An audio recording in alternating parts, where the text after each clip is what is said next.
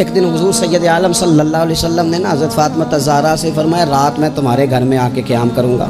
تو حضرت فاطمہ الزہرا نے کہا یا رسول اللہ یہ تو بڑے نصیب جاگ گئے, رات حضور گھر تشریف لے گئے. ہمارے ہاں جو آدمی تھوڑا سا بھی کسی عہدے پہ چلا جاتا ہے وہ بچوں کو ٹائم نہیں دیتا. تو حضور نے فرمایا فاطمہ میں رات آپ کے گھر میں قیام کروں گا. سیدہ نے کہا یا رسول اللہ بسم اللہ, یہ تو کمال ہو گئی. حضور نے رات وہاں قیام کیا. امام حسن نے دودھ مانگا. اچھا حدیث کے راوی مولا علی شیر خدا ہیں, کہتے ہیں میں چپ کر کے سو رہا تھا, میں نے سائیڈ پہ چادر اوڑھی اور میں آرام کر رہا تھا. امام حسن نے دودھ مانگا. سیدہ فاطمہ اٹھنے لگیں تو فرمایا نہیں فاطمہ آج میرے ساتھ سوئے ہیں, دودھ بھی میں ہی پلاؤں گا.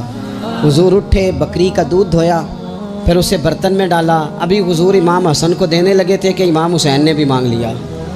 تو حضور نے فرمایا نہیں بھائی پہلے حسن کو ملے گا.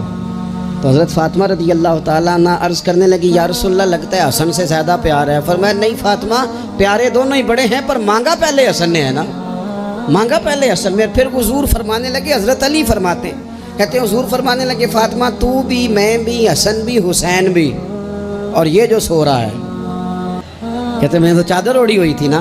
فرمایا فاطمہ میں بھی تو بھی حسنین بھی اور یہ جو سو رہے ہیں, فرمایا سارے مل کے جنت میں داخل ہوں گے.